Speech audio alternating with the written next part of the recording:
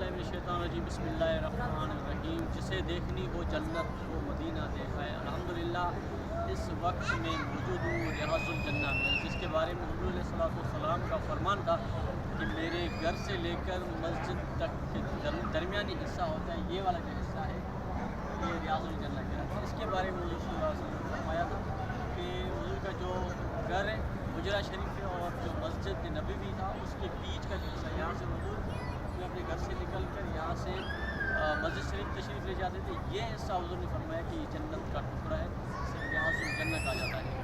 تو الحمدللہ یہاں موجود ہے، اس میں 2 رکعت جس نے نفل ادا کی، گویا یوں سمجھ لیں کہ اس نے جنت کے ٹکڑے میں 2 رکعت نفل ادا کی۔